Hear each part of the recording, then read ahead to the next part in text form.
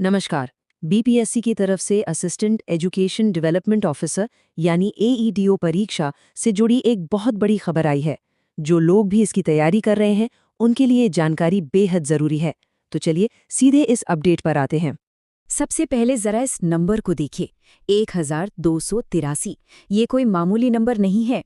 इसका मतलब है कि एईडीओ की हर एक सीट के लिए इतने उम्मीदवार मैदान में हैं।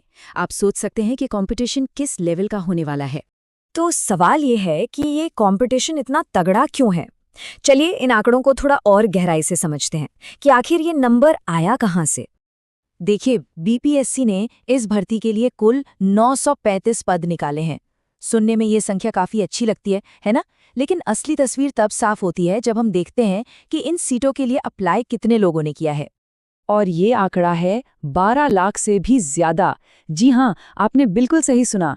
इन 935 सीटों के लिए 12 लाख से ज्यादा लोगों ने आवेदन किया है। ये सच में एक हैरान कर देने वाला नंबर है और बीपीएससी के लिए भी ये अब तक की सबसे बड़ी परीक्षाओं में से एक होने वाली है। तो अब समझ आया वो 1283 का आंकड़ा कहाँ से आया। सीधा सा हिसाब है, हर एक सीट के लिए लगभग 1283 लोग दावेदार हैं। अब सबसे बड़ा सवाल ये है कि बीपीएससी इतने सारे लोगों को मैनेज कैसे करेगा। तो इसके लिए उन्होंने कुछ खास इंतजाम किए हैं। चलिए उन पर बात करते हैं। इतने सारे उम्मीदवार होने की वजह से आयोग ने परीक्षा का एक नया शेड्यूल जारी किया है। अब ये परीक्षा एक बार में नहीं बल्कि 3 अलग-अलग फेज में होगी, ताकि सब कुछ ठीक से हो सके। तो ये नई तारीखें जरा ध्यान से नोट कर लीजिए।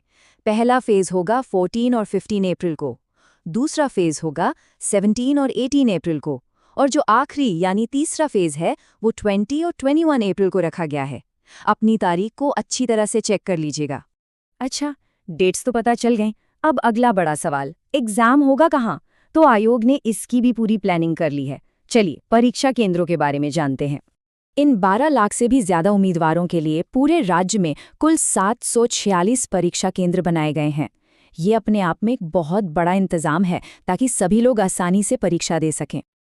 ये सेंटर्स पूरे बिहार में हैं, जिनमें गोपालगंज, सीवान, पटना, मुजफ्फरपुर, गया, पूर्णिया, दरभंगा और रोहतास जैसे बड़े जिले शामिल हैं। लिस्ट तो काफ़ी लंबी है, लेकिन इससे ये साफ है कि इंतजाम पूरे राज्य स्तर पर किया गया है। हाँ, एक जरूरी बात यह है कि सेंटर का अलॉटमेंट आपके फॉर्म में दिए गए ऑप्शन के आधार पर ही होगा।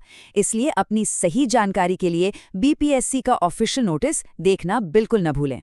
तो चलिए अब तक की सारी जरूरी बातों को फटाफट से एक बार दोहरा लेते हैं, एक क्विक रीकैप, ताकि कोई भी इंपॉर्टेंट जानकारी छूट ना जाए। तो याद रखने वाली मुख्य बातें हैं, कुल पद हैं 935, आवेदन करने वाले हैं 12 लाख से भी ज्यादा, हर सीट पर कंपटीशन है 1283 लोगों का, परीक्षा अप्रैल में 3 फेज में होगी और पूरे राज्य में 746 सेंटर्स बनाए गए हैं। ये आंकड़े इस परीक्षा की गंभीरता को साफ साफ दिखाते हैं। तो सारी जानकारी अब आपके सामने है।